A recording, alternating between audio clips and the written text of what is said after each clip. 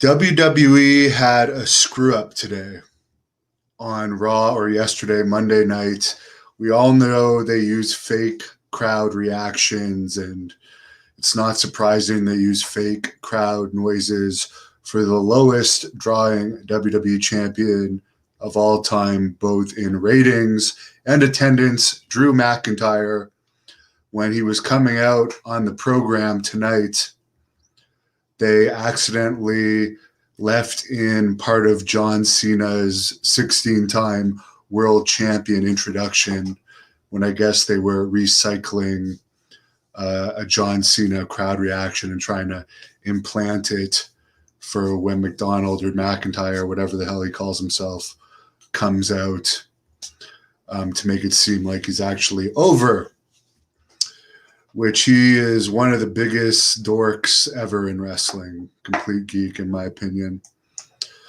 And I think it's funny that WWE screwed that up. By the way, I put the link to that fake crowd reaction thing in the description of this video for anyone that wants to check that out. Ric Flair, as I already reported today, asked for his release from WWE and was granted his release.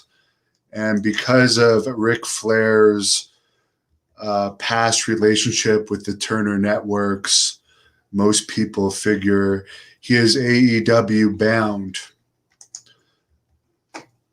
The final SmackDown rating with the DVR numbers was 0.57 for Friday night's SmackDown that featured John Cena.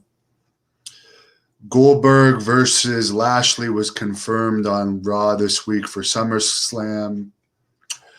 Braun Strowman, who was released a while ago from WWE, but it's already rumored to be re-signing again. What they do is they do release people, and this could be the situation with Bray Wyatt too, who was released earlier this week.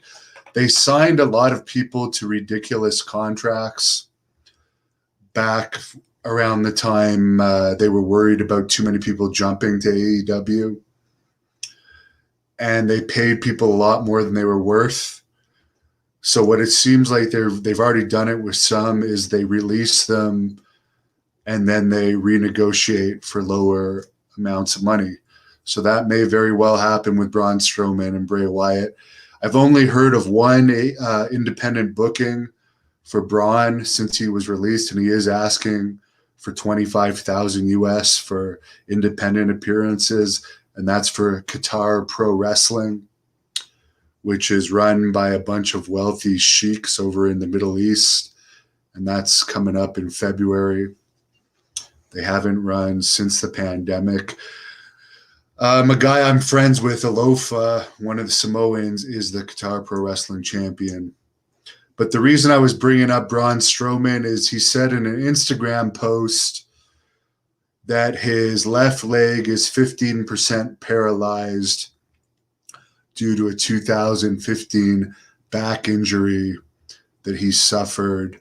And he said, quote, "My big deer lifting days are a little behind me since my back injury in 2015. My left leg is around 15% paralyzed," end quote.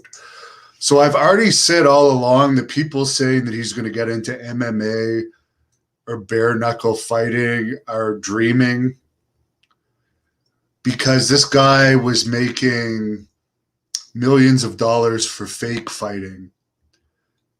He's not going to make that much for real fighting. And right now, he's also saying his left leg is 15% paralyzed.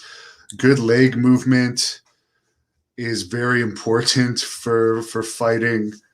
So if you have a partially paralyzed leg, you might not even get an athletic commission to medically clear you to fight, let alone fight. So that's just another reason you're never going to see Braun Strowman do real fighting. We saw Brock Lesnar back in Royal Rumble. I forget what year it was. I think it was Royal Rumble 2019. He nailed him with a shoot punch, and he just took it. So a real fighter, somebody that has real fighting spirit, would have actually fought back a bit if Brock Lesnar had done that. For instance, Chris Jericho has attacked Brock Lesnar before. The truth of the matter is, you don't really have that much to worry about. Someone's bound to break it up, as was the situation with when Jericho attacked Lesnar backstage. But Jericho is a real fighter. Win or lose, he's going to try and fight you. But when Braun took that punch from Brock, it was obvious he was not a real fighter. Very good news for AEW regarding their pre-sale for their August 20th Rampage taping at Chicago's United Center. Apparently, they sold out completely all 13,600 tickets already. They're calling this show The First Dance, and they're heavily hinting that it's going to be CM Punk's AEW debut. So Punk will at least pay off there. By the way, for everyone saying WWE is releasing all these people, they must be in dire financial straits. They just profited $29 million in one quarter. They're just cutting big contracts that they don't need anymore.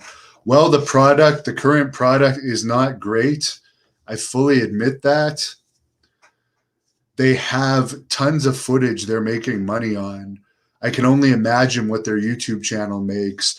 They have this $1 billion deal from Peacock. They have hundreds of $1 million a year in TV revenue coming in. They're not hurting for money. AEW might be signing new guys and might be more exciting. Their ratings are going up, but they're in the red. They haven't profited yet. Tony Khan actually did an interview recently where he admitted that. So when you look at both companies, although it's always interesting when people jump back and forth, and I'm glad that there's finally a company that can afford to pay real money to wrestlers because it's good for the business overall. They're not anywhere close to WWE as a financially successful company. But the owner of AEW, Shad Khan, whatever Tony Khan's father's name is, he is worth $14 billion. So I'm sure that company is going to be around for a very long time. He can afford tax write-offs